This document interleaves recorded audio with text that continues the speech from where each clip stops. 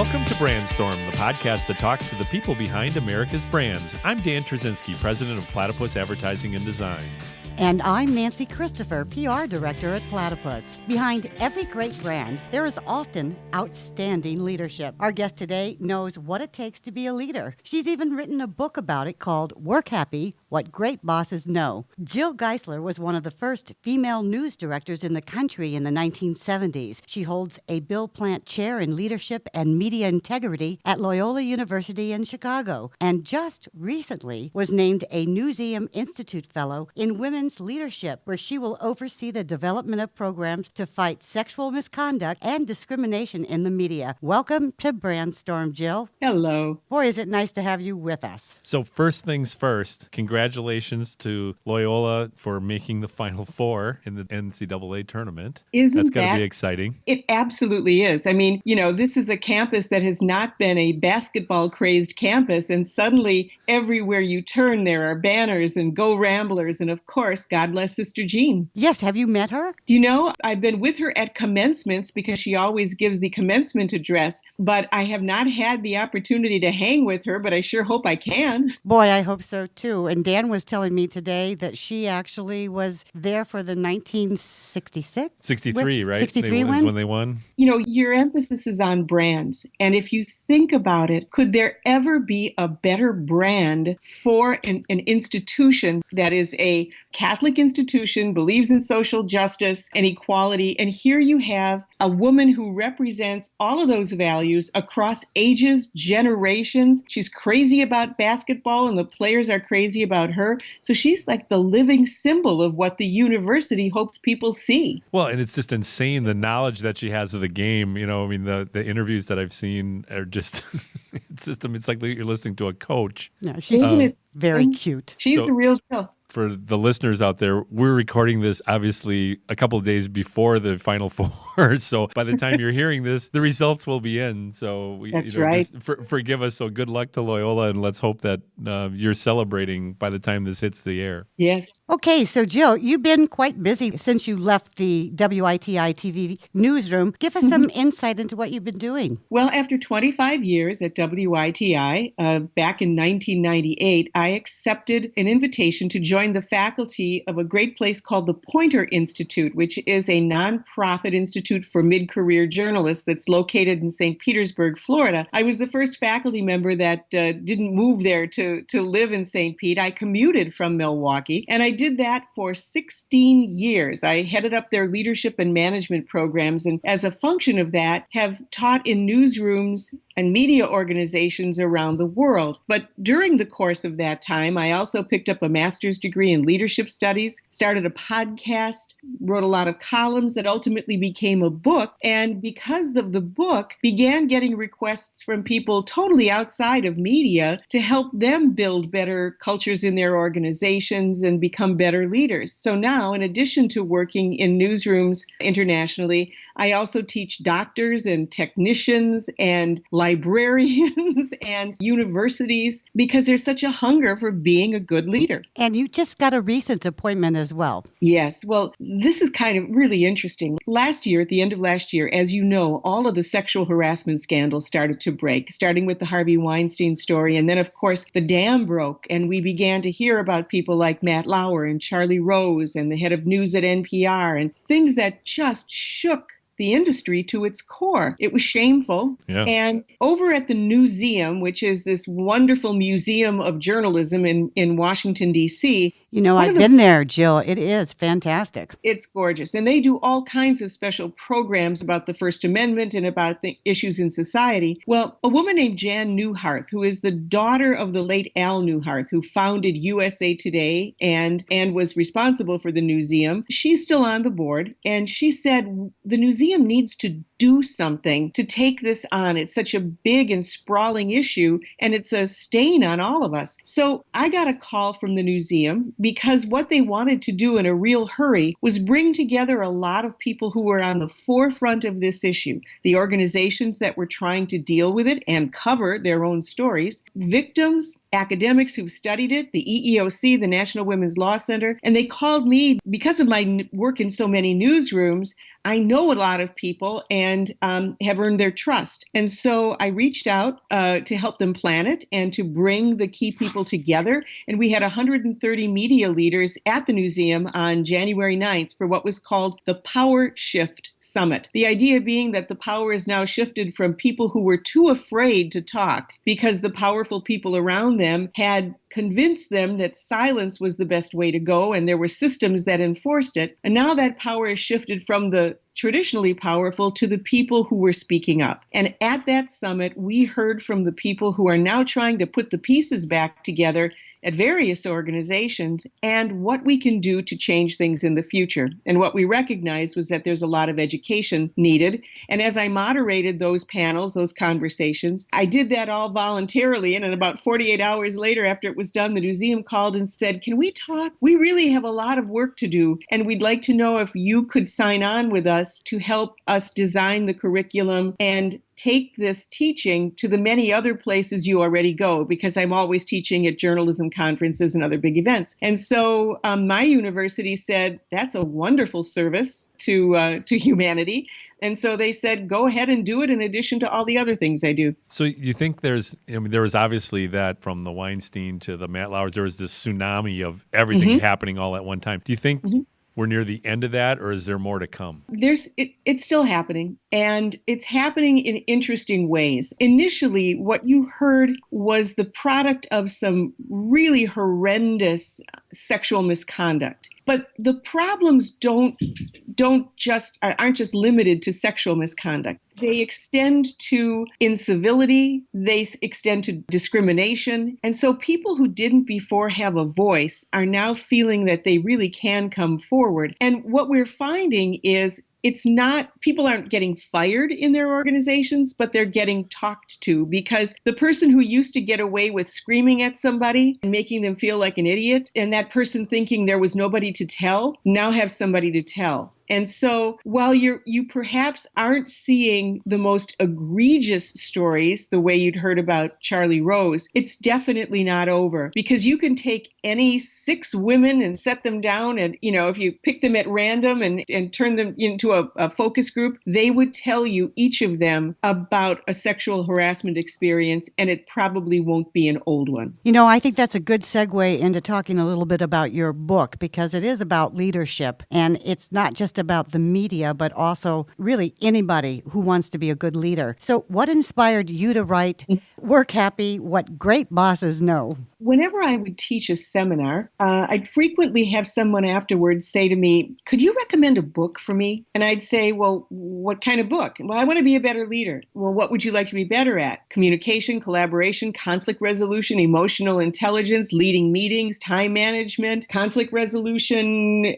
And they'd say, "Yeah, all of those things." Right. And so there are books, and I own them, dedicated to each one of those things in depth. One of the things that my background as a journalist has made me be able to take in a lot of information and then synthesize it and translate it from the experts who've done the research. And I always done that in my teaching. And what I realized is I've ingested all this information, and I also have a lot of personal experience in leadership. Between those two things, it might be helpful for people who don't want to read 50 books to be able to have one book that they could use as their reference. They could use as a workshop in a book. And that's what I did for people who might not get formal training, which I never had as a manager. I wrote the book with the assumption that you may never get training, but this book would help you.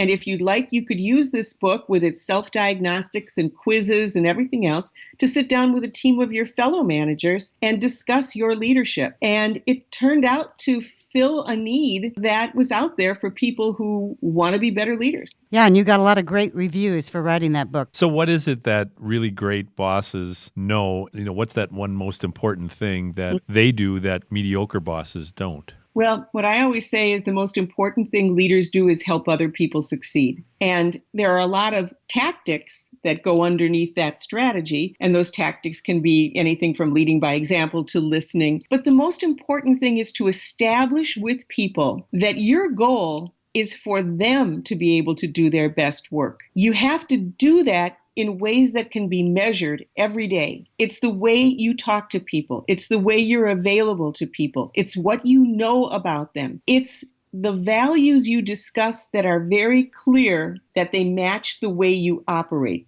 that your values match your behaviors. You are able to give people feedback of all kinds because you've built social capital. If you believe as an employee that I'm there to really help you look good, to do well, to succeed, then if I have to take you aside and say, hey, what you're doing here is getting in your own way, you're more likely to listen to it. What I find is that there are many leaders who are very focused on the product, and people know that. And they recognize that the product is more important to them than the people, and that the people are just a means to an end.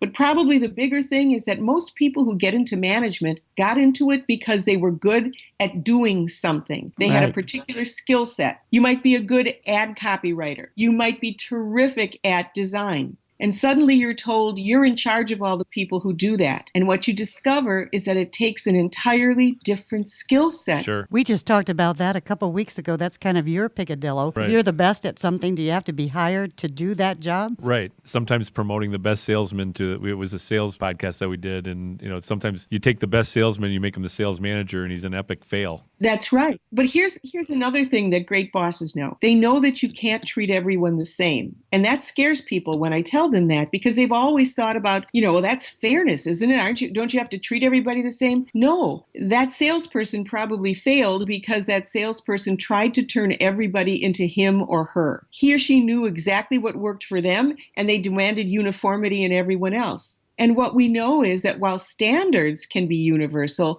the means to achieving those standards differ for each person. And you are a symphony conductor. You know that the tuba needs a little something different than the timpani. And you don't assume that they all have to get there the way you did. And that's the hardest part, because the easiest thing to do is to say, just do it my way. This worked for me. What a great point. Are there any brands that stand out to you that have really great bosses? I'm always hesitant to talk about that because you never know for sure whether or not the person is a great boss or has a great PR machine that's made it appear that person is a great boss. But let's go back to the Sister Jean story.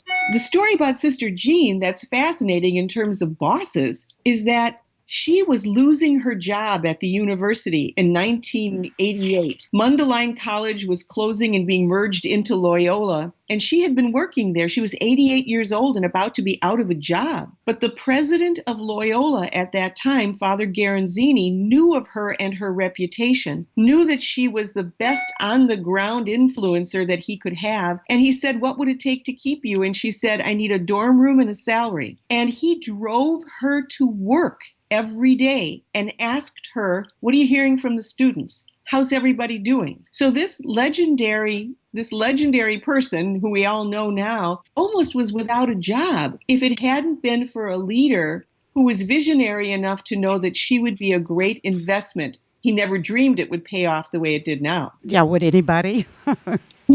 So, Jill, you've coached hundreds of bosses. What types of management styles have you come across? Well, the worst management style is the absentee landlord. And that's the person who thinks you can get away with saying, I hire good people and get out of their way. No really good boss has ever totally gotten out of your way, because what you really have to do is run interference for people. You really have to give them feedback. You cannot be a person who just says, go do your jobs and I'll let you know if there's anything wrong. That's a person who isn't giving people feedback. And even high performers need feedback, which sometimes bosses forget. The other styles that we have there are people who are very controlling as managers, and that style tends to work if you have inherited a really underperforming team. At least for a while, you have to be very controlling, tell people exactly what you want, keep them managed very closely. But that's not a good management style for a healthy team. Once the team starts to get good, you have to step back and be much more of a participatory manager. Now, it doesn't mean that it's a democracy,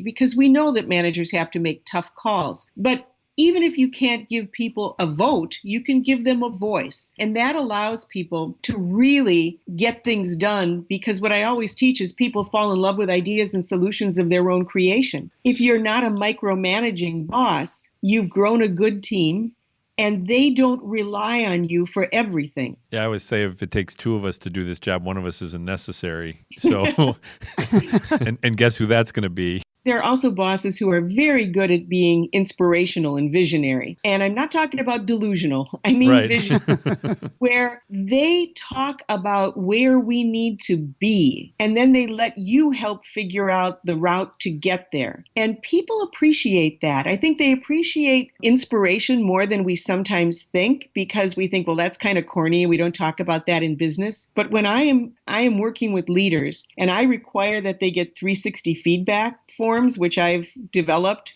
from their peers and their direct reports and their bosses, the ones that are traditionally seen as the very best don't hesitate to talk about the things that touch people's hearts. And that's what inspires them. I would think, too, bosses love having employees like that, where they say, this is what we need to do, show the initiative of how to get there. Absolutely. Oh, yeah. And by the way, no boss is perfect. Okay. There's, we can make a list of all of the qualities of great bosses, and there's not a single one who would have all of those, because we're all human. But great bosses are really aware of where their faults are, where their flaws are. They work to overcome them, and they surround themselves with people who will keep them honest and help fill their gaps. What was your management style in the newsroom? When I started, I was so young. I thought that weren't you like 27 years old?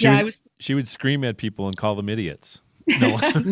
It was just the opposite. I thought I could be everybody's friend. I thought I could compliment them into succeeding. And what I realized was that I was only giving them half of a really complete diet. A good boss, of course, has to catch you doing something right, but you have to be honest enough to give people the full story of what they could be doing better. And over time, I learned that, and it was just a joy for me to be able to develop what I called a coaching newsroom, where people came to learn, and where we just didn't, if we didn't like what they were doing, just change it ourselves. But we coached people so that they could discover their own opportunities to grow. And we also had a real emphasis on what we called enterprise and ethics. We wanted to come up with stories that were our own, and we rewarded that in the culture. And we put a great emphasis on ethical decision making, so that anybody could raise their hands and say, you know what, I got a question about this story or this decision. And we'd stop and do what I called the ethics walk, which is just a quick conversation, huddle people together and say, what are the values we've got to bring to this decision? And then the other thing was, we were exceptionally family friendly in that newsroom. There were 2 women who were running a newsroom for the better part of 25 years. And that isn't common in our industry. And so we had a lot of people's kids running around. I had a lending library of maternity clothes that I had.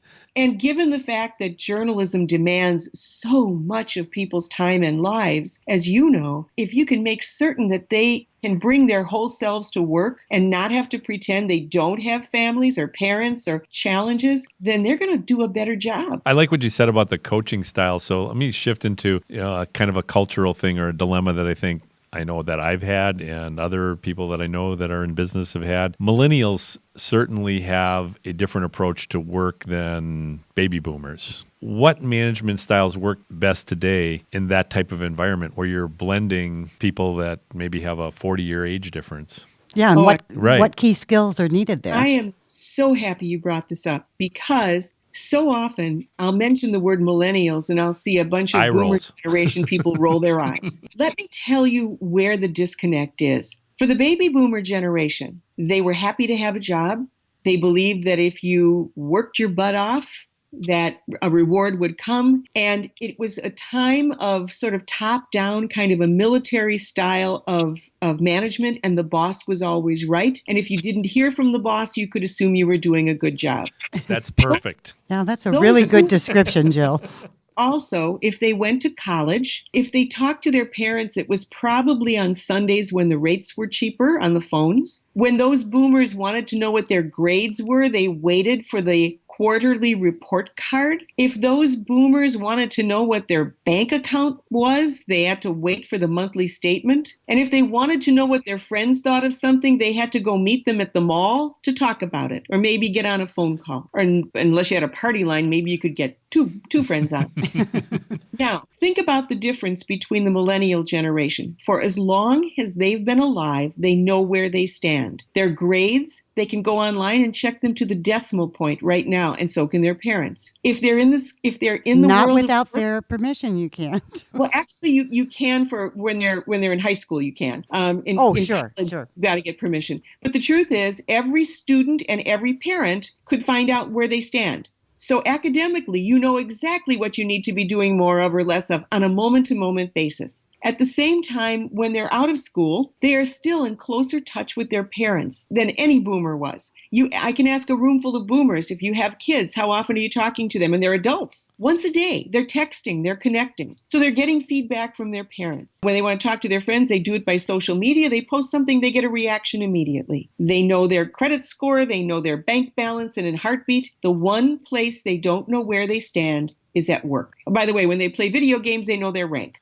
Sure, right. But at work, we have to wait for our annual evaluation. We have to wait until our boss decides we've done something so extraordinarily good or bad that we'll get some feedback. Now, if you know that you have a generation working for you who constantly can calibrate how they're doing except at work, then you be the one who tells them where they stand. You build feedback into your conversations. You talk about challenges. You talk about the next thing they can do to grow, because that's how they've always experienced their own academic life and their social life and probably their family life. Wow, that's really interesting. Can bosses change? When they have a certain style, is it possible to change? That's the interesting thing. We tend to think that, we're sort of set in our ways. But I have seen people respond to 360 feedback, especially people who had some challenges. Let's say that they were rough on people. Let's say that they had a temper. Well, they are also generally high achievers themselves, and they get mad at people because they're not working to the level that they'd like. When they get a bad report card in the form of 360 feedback that says you're causing people needless stress, you're really smart, but you are overbearing when you're angry, all of a sudden, they've got a challenge that they have to face. And they'll always say, well, I didn't mean it. I just was focused on quality, but they work on it. Sometimes they need more coaching than others because some people aren't emotionally intelligent. Some people can't read other people's feelings. And they need then to tell people around them, hey, watch out. I'm trying to do this. And if you see me missing a cue from somebody, tap me on the shoulder and let me know. I've seen bosses modify their style in response to honest feedback about what wasn't working. That's really interesting. Tell me about some of the mistakes that leaders make that employees never forgive, never forget, never forgive. I think the things that people detest in bosses, first of all, any kind of dishonesty. And today, with so much change going on in organizations, bosses have to be careful because people will say, is there a chance there could be layoffs? And if your boss says, oh, absolutely not, and then something does happen, you will never be forgiven. I even tell managers, if you have fought to get somebody a raise in the next budget cycle, and you've got it, you just got the paperwork down, and it will be effective in 6 months, you want to run out and tell them, don't, because anything could happen in the next 6 months that could make a liar out of you, and people will never forget that. So honesty and transparency is important. If you're known as someone who is generous with sharing information, then those times when you have to say, look, that's a personnel issue, or that's proprietary information that we can't reveal right now, people will believe you. Another thing that will cause a great breach of trust is that if your boss appears to take credit for your ideas, and anyone who's worked for a boss who doesn't give appropriate credit, it's infuriating. Or take appropriate blame is absolutely, it's a trust buster. And then the other one is the boss who is one person when he or she is around you and acts completely differently when their own managers are around. And those are the things that truly people in organizations hate about bosses. And I don't think there are a lot of them who are like that, but it's one way to really lose trust and respect. On the positive side, the things that people really, really, really appreciate are bosses who respond to mistakes with a whole lot of wisdom. You know, instead of exploding, they say, let's figure out why this happened. Let's figure out why it won't happen again, rather than just tearing them apart. There are bosses who never hesitate to apologize. I'll sometimes ask a room of managers, how many of you have had a boss apologize? And the hands go up and I'll say, did you respect them more or less for it? They all respected them more. And yet there are many managers who think that it somehow lessens their power if they apologize. Yeah, I can understand that. It's like a weakness. I know. And it's just the opposite. And then I think that bosses who remember that their employees are people, what they do in the moment of something greatly joyous or very tragic in their lives will always be remembered. I've read feedback on bosses where somebody will say, he wrote me the loveliest card when my grandmother passed away. And the manager looks at me and says, I don't even remember doing that. The other person didn't forget. It's the manager who says, listen, Dan, go home. Your kid's going to be in that soccer tournament only once in a lifetime. Go home. We'll do without you. And you'll remember that the boss thought of you in that regard. Yeah, Dan, you're pretty good in that regard. Thank You're you. supportive. Yeah, well. Good for you. And I'm going to remember that. Right. Here's your raise. Very good. Thank you, Jill. What advice do you have for now employees who want to get into management or get ahead in the game? You know, that's such a good question because people will ask me, you know, how did you end up running a newsroom at 27 years old when you never had any management experience? And why did they give you that job? And on reflection, and actually I asked the person recently, I caught up with my old boss and asked him about it. But the reason turned out to be something that I think management really appreciates. And it's this. There are people who are very good at identifying problems and what's not working. And they're more than happy to talk about it to all of their friends at work. They're even happy to complain about it to their managers. But they stop right there. They say, you know, this is wrong and somebody ought to do something about it. It was my practice to, if there was something that I thought we could be doing better or a problem we could solve, I'd think about it. I'd figure out how it fit into the greater context of everything else we were trying to do and other priorities we have. And then I'd go to see my boss and say, hey, you know, we have a problem with this. I'm going to recommend a solution. And by the way, if you like the solution, I'll volunteer to help do it. And if you come up with problems and solutions and offer to help, and if you're looking at it not just in terms of what matters to you, but what matters to the whole organization, and if you're known as somebody who is a good collaborator with others in the organization, and they're automatically inclined to follow you because there's that sense of reciprocity, all of those things lead you to become management material. It isn't necessarily that you were the best person at a particular craft, although you can't be bad at it, but it's your ability to take a more global, contextual perspective and roll up your sleeves and help. Wow, you have just given such great advice, Jill. Do you have plans for a follow-up book? Oh, you know, I'm certain someday when I'm not on airplanes every week and in organizations every week, you know, I had a really nice amount of time. I had written so many columns previously that I could turn a lot of them into the book, but I'll have to slow down in order to do it. I do think that there is probably another book in me, and the work that I'm doing now with respect to sexual harassment and discrimination and incivility in organizations turns into a concept that I call workplace integrity. How do we change to have an organization that's filled with opportunity, especially for people who traditionally haven't experienced it? And so someday, maybe. Well, I think in all your travels and all the things you're doing right now, this is probably a bad question to ask, but if any of our listeners are interested in connecting with you, how do they do that? Well, you know, I keep a Facebook page for my book, and it's called, just go to Facebook. It's Work Happy, What Great Bosses Know on Facebook. And I post an article there every day that I curate that I think would be a good of interest to managers or would-be managers. And there's also a way to contact me through that page, and that's probably the best way to do it. Well, I'm glad you were able to carve out some time to be with us today, Jill. Just great advice, and I really appreciate the fact that you joined us today. Thank you so much. Just one other thing, in addition to the most important thing leaders do is help other people succeed, my management mantra is very simple. Life's too short to work with jerks. That's a great way to end. And, No kidding.